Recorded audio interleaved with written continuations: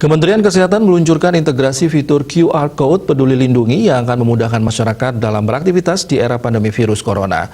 Integrasi fitur QR Code Peduli Lindungi ini dilakukan untuk memperluas cakupan penggunaan QR Code Peduli Lindungi, di mana aplikasi ini akan memiliki beberapa fungsi yang berkaitan dengan penanganan pandemi COVID-19, yakni screening, tracing, dan implementasi penerapan protokol kesehatan.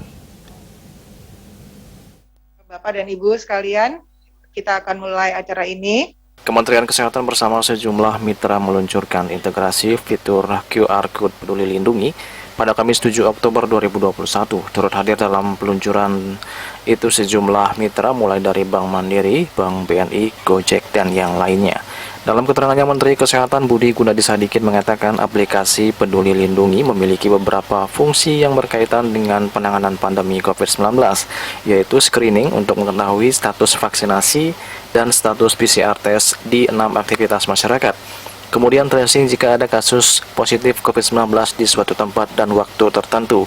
Dan terakhir, implementasi protokol kesehatan.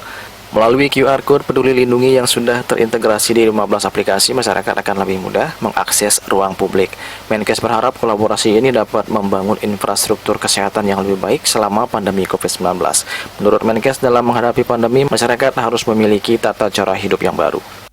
Aplikasi Peduli Lindungi secara agresif namun bertahap akan kita implementasikan ke 6 aktivitas utama tadi untuk fungsi screening, fungsi tracing, dan fungsi protokol kesehatan.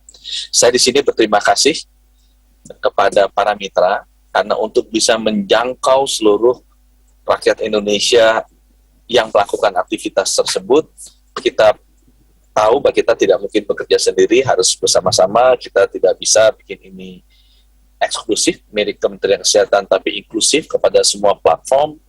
Dan saya percaya kalau ini sudah berubah jadi program Kementerian Kesehatan menjadi gerakan nasional di mana semuanya merasa memiliki, bersedia membantu dan memiliki tujuannya sama, harusnya kita bisa mengimplementasikan tata cara hidup baru dengan virus ini. Karena pandemi ini nggak mungkin selesai cepat, teman-temannya. Mungkin akan bersama kita tahunan atau puluhan tahun, kita harus memiliki tata cara hidup yang baru. Sementara itu, Sep Digital Info Transformation Office Kementerian Kesehatan Setiaji menjelaskan integrasi QR Code ini dilakukan dalam rangka untuk memperluas cakupan penggunaan QR Code Peduli Lindungi.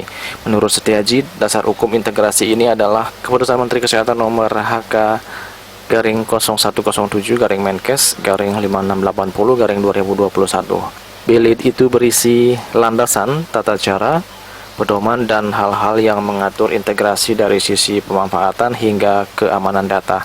Saat ini ada 15 aplikasi yang sudah terintegrasi dengan Peduli Lindungi.